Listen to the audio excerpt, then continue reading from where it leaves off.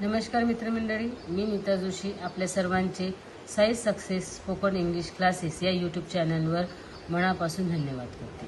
तर आजपासून आपण सुरू करतोय एक नवीन सिरीज। डेली आपण समजून घेणार आहे एक नवीन वर्डचा उपयोग आपण डेली कशा पद्धतीने करायचा ते आपण समजून घेणार आहोत। आजचा नवीन वर्ड आहे ॲप्रिशिएट। ॲप्रिशिएट म्हणजे कौतुक करणे, कदर करणे, मूल्य समजणे, आभार मानणे। The pronunciation of appreciate is appreciate. It's a parts of speech मधून जर आपण समजून घेतलं तर हे आहे वर्ब। याचे मीनिंग होतात कौतुक करणे, मूल्य समजणे, कदर करणे आणि आभार मानणे। आपण समजून घेऊया की जेव्हा तुम्हाला फक्त थँक्यू म्हणायचे नसते तर समोरच्या व्यक्तीने केलेल्या मदतीची किंवा प्रयत्नांची कदर व्यक्त जर आपल्याला करायची असते तेव्हा आपण काय म्हणतो, ॲप्रिशिएट हा वर्ड यूज करतो। फॉर एक्झाम्पल आता समजून घेऊया ॲप्रिशिएट या शब्दांचा उपयोग आपण कसा करायचा।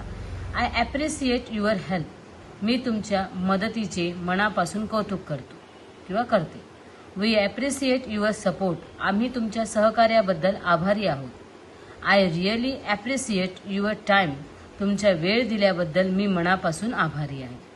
तर अशाच पद्धतीने याच्यासाठी समानार्थी शब्द जर आपण समजून घेतला तर व्हॅल्यू, रिस्पेक्ट, ॲडमायर आणि अँटोनिम्स म्हणजे विरुद्धार्थी शब्द जर आपण समजून घेतला तर ॲप्रिशिएट याला विरुद्धार्थी शब्द आहे इग्नोर।